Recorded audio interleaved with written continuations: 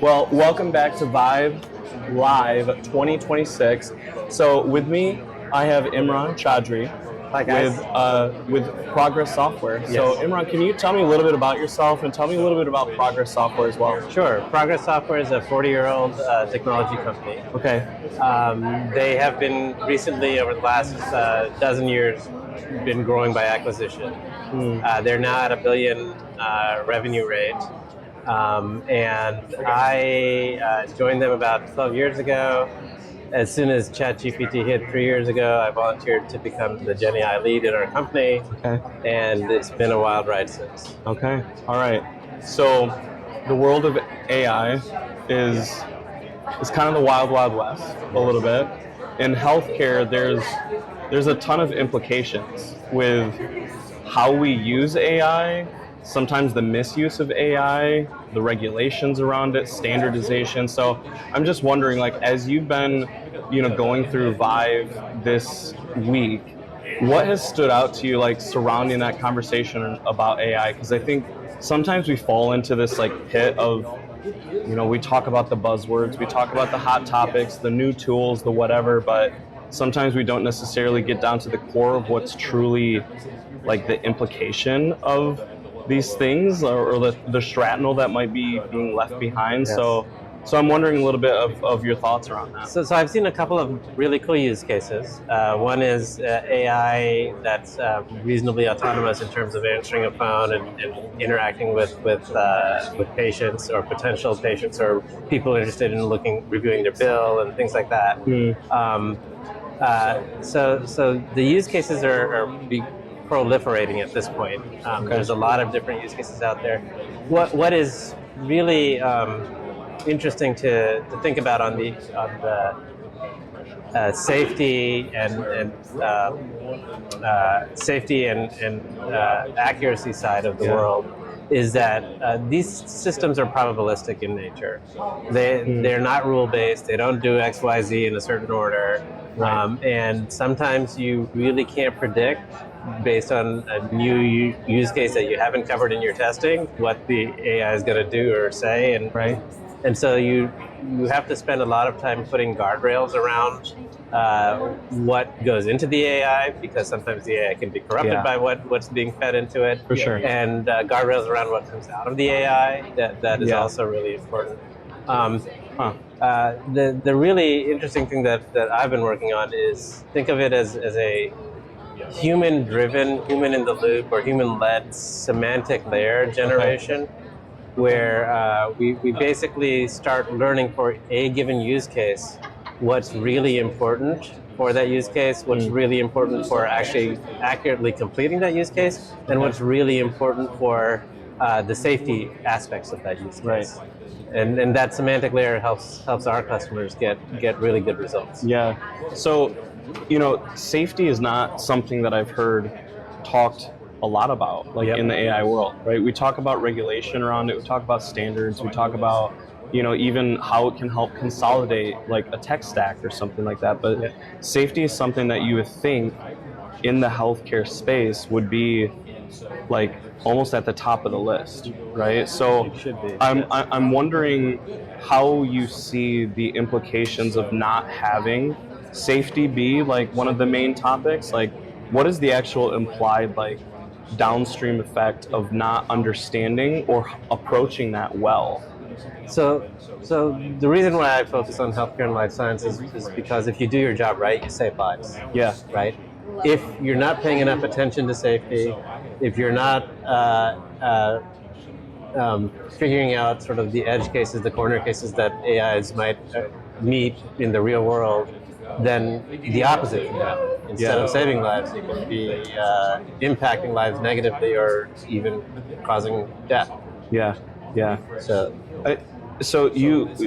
before we started, our podcast, you were talking a little bit about the accuracy being something that you've seen improvement in the tools that you're working on hand in hand. And I'd love for you to talk a little bit about that, because when we think of accuracy in the healthcare space, right, there's a lot of AI out there where inaccuracy is kind of, it's just commonplace. Yes. Right? Yes. And we're kind of okay with it because, like, and we're still getting the speed and it's still helping me out. So, I can deal with that, right? But if you were running any sort of, surgery department or, in any sort of specialty, Yeah. inaccuracy is not, It's very dangerous. and it's not even a tolerated thing. Yes. Right. But we're tolerating it in the world of AI, and we're letting that into these systems, like in the hundreds of applications. So Very much. talk to me a little bit about how you view that. Yeah. And yeah, I just want you to go into that. Sounds good. So the way to think about inaccuracy in the context of generative AI in particular is generative AI depends on what you feed it. Yeah. The tokens, which are essentially the words that go into a generative AI system, are its context.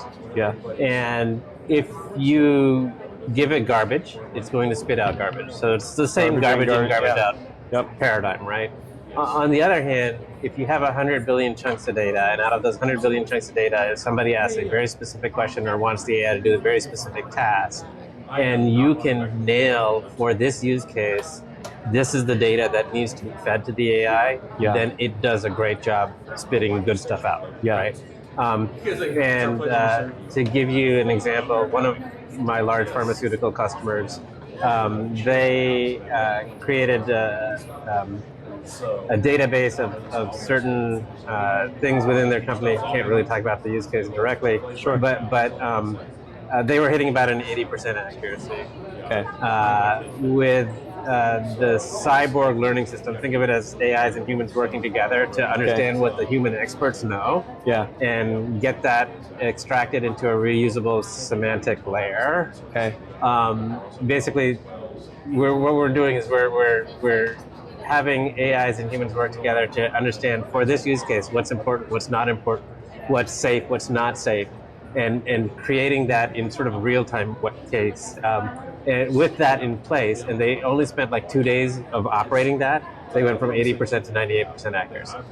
In only 2 days. In 2 days for that particular use case, right? So give me a little bit of the nuts and bolts of how that's working, because in so many business use cases, right, we see that a knowledge transfer is a very important part of making something run well, especially if there has to be, maybe it's a new generation coming in or a new tool coming in. If you're not building the context in the right way, you have a shaky foundation. So 100%. What is the way that you're approaching that in this tool? Yeah, so healthcare and life sciences have a lot of what I would call standardized knowledge extracted capabilities that have been documented by the healthcare world. So you have this whole set of ICD-9 and CPT codes. ICD-9 sort of has CPT codes, for example, has procedures. Medra has diseases and illnesses and things like that, right? So you can take all that in, but then for a given use case, you might want to layer on very specific sets of semantics and meaning or graphs on top of it. To give you a very concrete example that anybody can understand, let's say I have a database of dogs. Different breeds of dogs, right? And somebody asks a question about a poodle with a certain size and weight and so on. And what the observation there does, it goes, oh, somebody's asking about size. We understand what size is. We understand what weight is. We understand what poodles are because we already have that in our semantic layer, right? And so the AI that's observing stuff just doesn't do anything, right? And lets the question go through, you find the right stuff, you give it to the AI to actually do the answering, and it's good, right? But then let's say somebody comes in and asks about a schmoodle, and a schmoodle is not in the database, right? So the AI that's observing goes, oh, before I send it and try to answer this, I'm going to send the schmoodle as an item of interest to my subject matter experts, for them to consider what is a schmoodle, right? At some point, the subject matter expert will come in and go and look at their inbox and go, oh, schmoodle is a cross between a poodle and something else. I'm not. So that's the point of human intervention. That's the human in the loop, right? Before it's actually given as truth or gospel to the user. Okay. Very interesting. And it can happen asynchronously. It depends on your risk tolerance and use case. The first schmoodle answer might not be so good. If your risk tolerance is okay, it's not going to kill somebody, right? The second schmoodle answer will be a really good one because the subject matter expert has identified it and updated the semantic meanings of that in the semantic layer. Okay, very, very cool. So, you know, across the broad spectrum of healthcare, right? Healthcare and life sciences, where have you seen this applied, and like, where have you seen like the biggest lift? You know, because there's so many different, you know, very specific niches across this industry. Yeah. And, you know, sometimes I wonder if we don't ask the question enough. Yeah. Where should AI be applied? Like this specific tool be applied for this specific use case, instead of just saying, well, it's AI, so it's probably good for me, right? Like, yes. So the way I put it is, accuracy of a system directly correlates to risk of running that business or that system. Okay? Anybody that is doing life and death decisions, anybody that's interacting with patients, anybody that's interacting with caregivers, is sort of interacting at a high risk space, right? So in certain of those spaces, you want human in the loop always. Yeah. Right? In other spaces where you're just giving recommendations on nutrition and health, you can say, okay, human in the loop asynchronously, but not always, right? Yeah. So the risk profile is really, really important in understanding how to structure the semantic layer that you're doing, whether human in the loop is always there or human in the loop is kind of on the side, right? Okay. So and both of those are perfectly fine ways of doing it. In the case that you referenced earlier, where it was, you know, it was 48 hours and they saw this accuracy improve, right?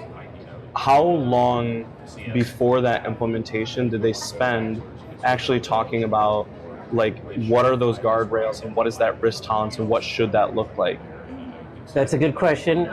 In their case, it wasn't the risk tolerance was the risk wasn't a patient illness type of risk. Okay. So they were able to not have to spend too much time prototyping and testing their initial 80% deployment, right? Okay.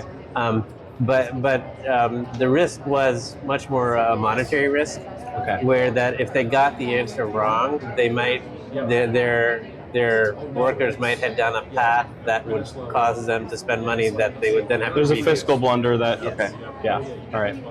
Okay, very cool.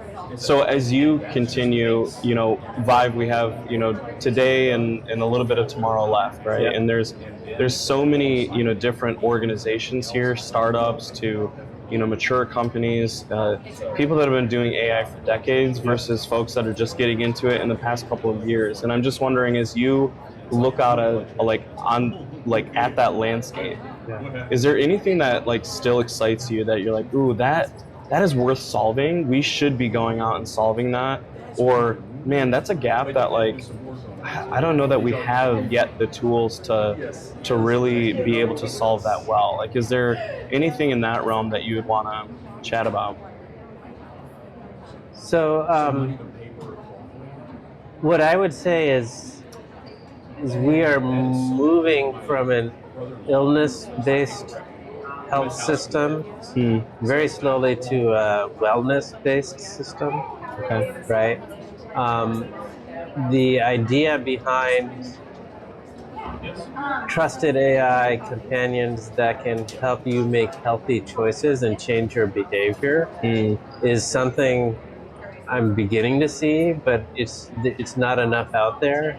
The other thing that I on the security side I always worry about is, am I willing to give all of my wellness information to one of the big boys, or do I want to go for a very specialized HIPAA compliant, privacy focused solution, right? Yeah. So that also is the combo of wellness with sort of HIPAA compliance and privacy and security all rolled into one is something that I have not seen quite a bit out there yet. Interesting. Okay.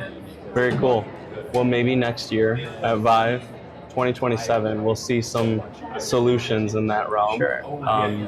But man, it's been really good to just dive in a little bit with you. And I'm sure there's hours and hours of conversation that we could continue to have, around this topic. And if there are folks that are interested in what progress is continuing to do, and how that tool applies, where can they learn about that, and where can they check that out? Sure. You can go to progress.com. Okay. And in particular, the semantic layer that I was talking about is the product that you should focus in on is called the Progress Data Platform. Okay, Progress Data Platform. Yeah, and it's totally not a rip and replace. Whatever AI system you're using is fine. This is just the semantic layer that you can layer on top to improve the accuracy of whatever systems we're building already. Awesome. Very cool.